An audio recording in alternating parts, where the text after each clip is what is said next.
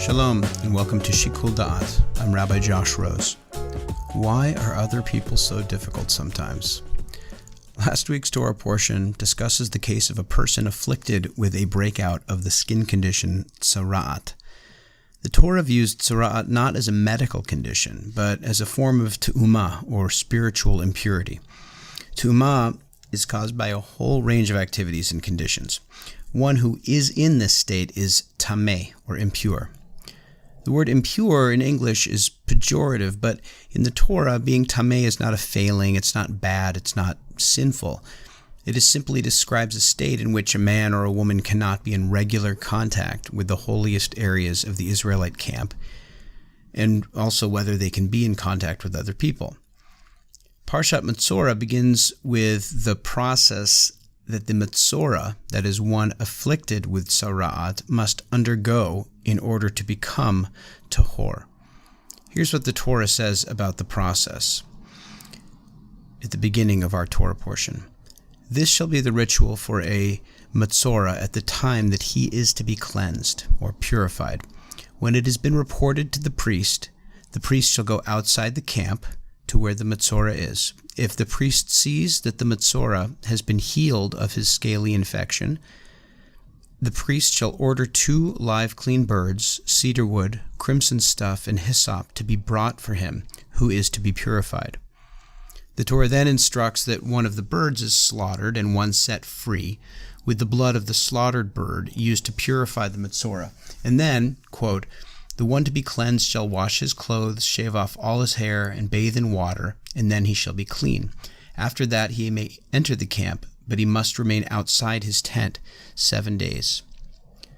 While the ritual sounds bizarre to modern ears, there's no value judgment made here on the person with tzara'at. But listen to what Rashi, the 12th century rabbi, says. He wants to explain why birds are used. He comments, the affliction of tzara'at comes as a punishment for slander, which is done by chattering. Therefore, birds are compulsory for the Metzora's purification, because these birds chatter, as it were, continuously with a chattering sound. Slander in Hebrew is lashon hara, and you may know that for the rabbis it was a big deal. Rashi is drawing on a long rabbinic tradition that says that the one enduring tzara'at suffers this outbreak because he or she spoke slander about another person. In fact, the rabbis connected the word Metzora with motzi shem ra. They sort of shortened that phrase, which means one who brings forth a bad name about another. The full passage from the Talmud that Rashi refers to here also tells us, quote, whoever speaks slander increases transgressions up to the level of these 3 sins: idolatry, incest, and the shedding of blood. These well-known teachings are powerful reminders of the ethics of speech, and I'm sure we would all agree, at least in our best moments, that lashon hara, slander, is bad. In our current environment, in which those who disagree with us politically we label as idiots or immoral or fools or racists and ignoramuses, and we are described with likewise terrible terms, this teaching is a powerful reminder, but still, idolatry, incest, and murder? How can this be? What is the Talmud really getting at? What's behind its abhorrence of slander? Well, lashon hara is, in essence, about human community. And the truth is, it's not easy to be in relationship with other people. We love our friends and family, but it's also true that others make life so much more difficult. Others can take our time, make us feel guilty, can interfere with our free choices, and impose the results of their bad choices on us. Your very presence, your needs and passions, your use of resources form a kind of boundary to me as my choices and my actions do to you. My life is given shape by these boundaries. Sometimes our encounter of the other is one of shared vision, shared resources, and harmony, but much of the time the other limits me, challenges me, or imposes upon me difficult obligations. Rabbi Nachman of Braslav wrote, "Any time one hears another person while praying, meaning that one hears and senses that there is another person present, this is not good. For while praying, one must imagine that there is no one present other than oneself and God, blessed be. Rabbi Nachman is talking about more than prayer, I think. He's making a profound claim. He's not saying that it's mildly annoying when you're trying to pray and the person behind you is chatting. He's saying that in prayer we reach a unique spiritual state in which we are alone with the Creator of the universe. When I yearn for this idyllic state of beautiful quiet and solitude, to be left alone with my own thoughts and dreams, then other people are a kind of problem for me. There's a midrash in Exodus Rabbah which similarly points out the tension between a kind of idyllic spiritual state of isolation and the needs imposed by human community. One who concerns himself with the needs of the community forgets what he has learned. Yehoshua ben Levi said that Rav Yehuda ben Pedaiah taught me 60 laws concerning the planning of a gravesite. That is, he focused on all of these teachings of the Torah about the proper preparation of a gravesite. And I have forgotten them all because I concern myself with the needs of the community. Ontologically speaking, my being is compromised by the other. And this concern is not merely philosophical. American politics and culture are haunted by the fact that we have not found a way to navigate the boundary between the idealized freedom of the individual, which is so much a part of American mythology, and our legitimate moral obligations to others. The ethical expression of this tension is found in the discussion of the Metzora. Why is Lashon Hara such a focus of the rabbis and made the equivalent of idolatry and murder? Because I'm suggesting it gets to the very root of the challenge of being human. Hell is other people, Jean-Paul Sartre wrote in No Exit. What he meant was that without others, I'm morally free and without responsibility. I'm never subject to the requirements and judgments of the other. My own existence and flourishing are my only concern. But this is never the ideal Jewish state. In Bereshit, in the creation story, we read about the creation of Adam's partner. The creation of Adam's partner. Vayomer Hashem Elokim lo tov hiyot ha'adam levado. And God said, it is not good for man to be alone. Paradise is not found in solitude. His aloneness is lo tov, not good. Solitude in the creation story is an imperfection in the created world that has to be corrected by God's intervention.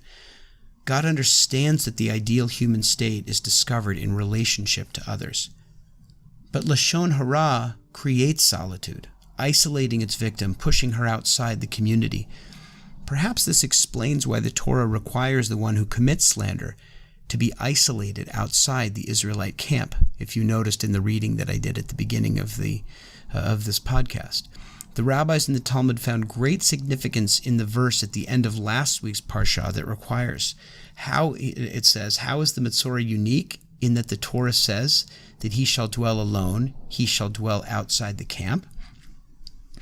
Because he separated a husband from his wife, a man from his neighbor, and therefore, says the Torah, he shall dwell alone. So this passage from the Talmud is saying that the one who spoke Lashon Hara caused divisions and isolation and solitude between people, and so now part of his remedy is that he has to experience the same. To speak Lashon Hara is to fail in the primary project of human life. Nothing is more fundamental to human existence than relationship, and nothing is more fundamental to relationship than language. Rabbi Shimon Rosenberg, a contemporary rabbi and brilliant thinker, wrote about the tension in Jewish thought between the twin ideals of individual self-perfection on the one hand and communal responsibility on the other. He sided squarely in the latter camp, writing, "Personal perfection does not come before pressing social requirements, even if attending to them entails a high spiritual price." The case of the person afflicted with tzara'at is as understood through the rabbinic lens, is really a meditation on the responsibility imposed by the existence of others. It affirms that the essence of human existence is not in separating oneself from others, but in learning to live at one with them. The laws of the Metzora do much more than teach us a lesson about the evils of slander. They are an expression of the belief that harmonious and peaceful human relations are not an addendum to a meaningful life, but the very essence of it. The gift of speech is the material out of which this fabric of life is woven. On Seder night, coming up in just a little bit, we gather together to eat, drink, to learn, and to talk. And let's be honest, while Seder is a supremely important night, it can also be a supremely challenging night. And more than one acrimonious Seder has been the seed for Lashon Hara, I'm sure. But see how much emphasis there is in the Seder as the site of speech. At the very beginning of the main section of the Haggadah, we read, Kol hamarbe b'yitziat Mitzrayim harei ze meshubach. One who is expansive in her telling of the exodus from Egypt is praiseworthy. The word Haggadah actually means the telling. Not only is the story itself critical, but the telling of it. That is the faculty of speech.